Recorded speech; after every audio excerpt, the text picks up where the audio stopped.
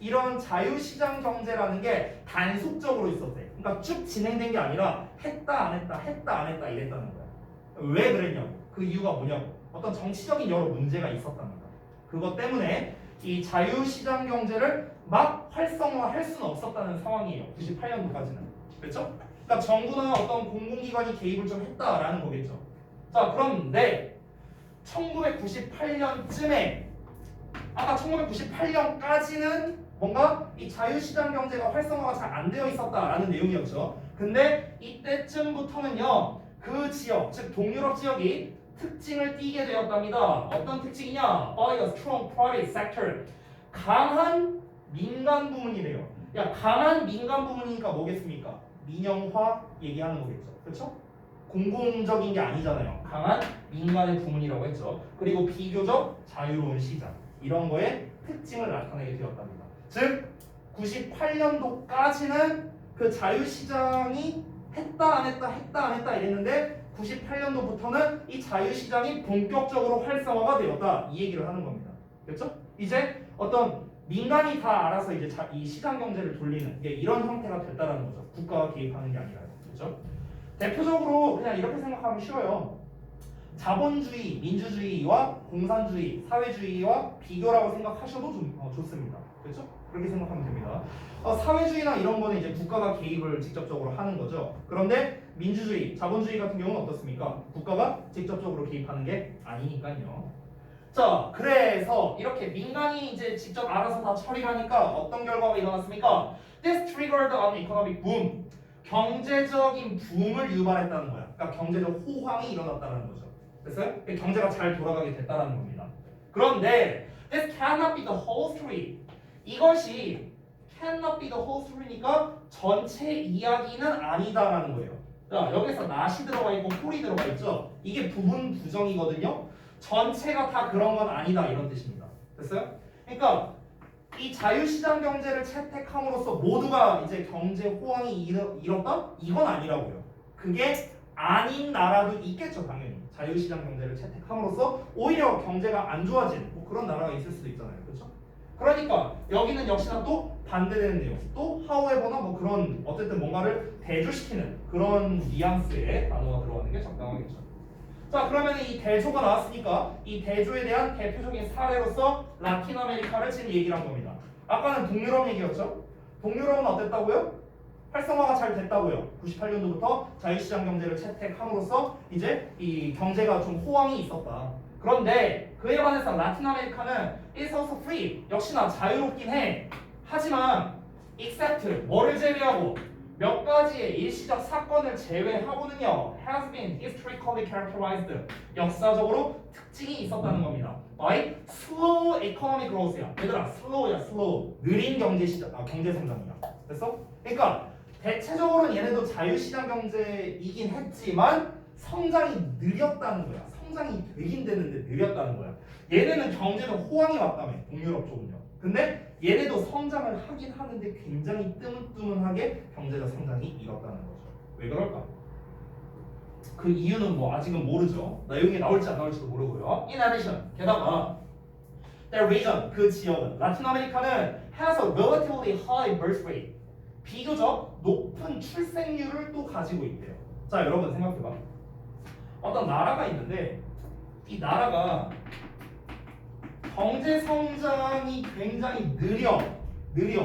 그런데 또 출생률은 굉장히 높아. 태어나는 애들은 더럽게 많아. 그러면 어떤 일이 벌어지게 될까? 그 결과를 한번 같이 보도록 하겠습니다. 이어서 보면 as wealth per person grows.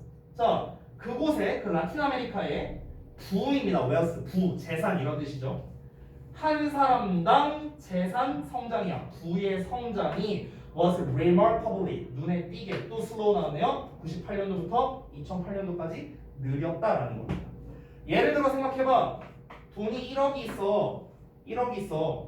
근데 이 1억을 10명이 먹는 거랑 100명이 먹는 거랑 봤을 때 1인당 부는 당연히 어디가 높아요? 당연히 10명 쪽이 높은 거 아니야? 그렇잖아. 얘네가 10배도 높을 거 아니야. 그렇잖아. 근데 얘네가 출생률이 많다고 했으니까 사람이 많잖아. 그치?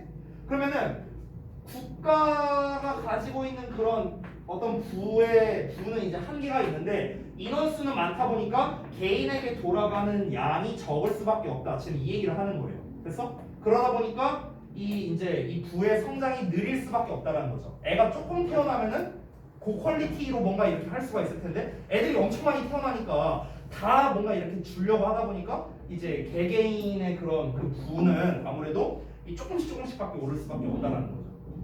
자, this is true of. be true of 하면은요, 뭐뭐에 유효하다라는 뜻으로서 해석을 많이 합니다. 제가 적용되다라고 써놨죠. 뭐뭐에 유효하다라는 뜻으로도 많이 쓰여요. 뭐뭐에 유효하다. 그냥 사실이다라고 해석하셔도 됩니다. 틀린 건 아닌데요. 우리가 자연스럽게 해석하기 위해서는 뭐뭐에 적용되다, 뭐뭐에 유효하다라고 해석하면 좋겠습니다. 자, 이것은 또 어디에 유효하냐면요. All Latin American countries. 그러니까 모든 라틴 아메리카 계열 그 나라에도 이제 적용이 되는데요. 브라질을 포함해서 이것이 모두 적용된답니다. 이것은 뭡니까? 경제 성장이 굉장히 느리게 되었다. 시장 경제를 채택함으로써, 자유시장 경제를 채택함으로써 이 되게 느리게 성장했다는 거죠. 근데 이제 그게 뭐임에도 불구하고 열정적인 media reports임에도 불구하고요. About the country. 그 나라에 대해서. 그래서 미디어 레포트니까 이제 열정적인 그런 미디어 보도가 되겠죠. 그러니까 그 매체의 열정적인 보도에도 불구하고 그 나라, 즉 브라질을 포함한 모든 라틴 아메리카에 이게 적용이 된답니다. 이것은 무엇이다? 다시 한번 경제 성장이 느리다라는 거. 됐어요? 그러니까 결국에 이 글에서 하고 싶은 말은 무엇이냐면요. 자유시장 경제를 채택함으로써 경제적 호황을 갖게 된 그런 이제 나라들이 이제 많이 있지만 그렇지 않은 나라들도 있다. 그냥 이렇게 대조하는 글일 뿐입니다. 됐죠? 심플합니다. 그 대조의 시작점이 바로 아까 A번이 되는 거겠죠. 자, 그래서 A번에 들어갈 가장 적당한 말은요. 뭔가 대조를 나타내는 말인데요. however가 없죠? 그래서 가장 적합한 게 nevertheless가 됩니다. 그럼에도 불구하고 이런 의미가 되는 거예요. 자, 그 다음에 B번 같은 경우는 이제 뭐가 답이 되겠는가? 게다가 출생률이 높대요. 지금 이 두 가지가 근거거든요. 그러니까 라틴 아메리카가 느린 경제 성장의 특징을 나타낸다고 합니다. 그러면서 플러스 출생률이 높아. 그러다 보니까 어떤 일이 벌어져요? 이때부터 이때까지 결국에 개인당 부의 성장이 굉장히 느리다는 결과가 나오게 되는 거야. 이 두 가지를 근거로 해서. 그러니까 역시나 이 B에 들어갈 말은 결과적으로 이런 말이 들어가는 게 좋겠죠. 아까 전에 봤던 as a consequence 이런 표현처럼 여기서는 안 나왔으니까 as a result가 정답이 되겠네요. 결과적으로. 됐나요? 그래서 정답 4번 마무리가 되겠습니다. 자, 여기까지 해서 간단하게 마무리를 하고 숙제 말씀드리고 마치도록 할게요.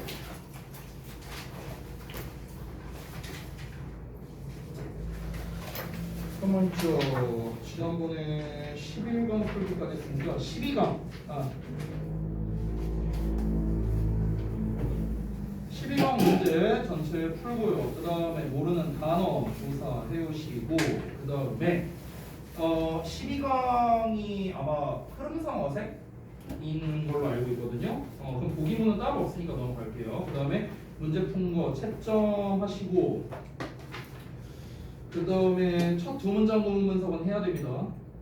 첫 두 문장 정확히는 구문 분석과 해석이에요. 해석도 해야 됩니다. 구문 분석, 해석.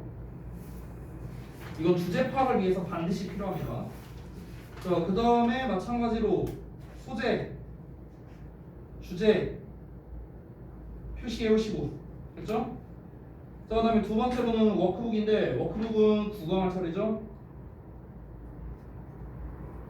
워크북 9강 풀고 그 다음에 저기 책 보고 채점해 오시면 되겠습니다.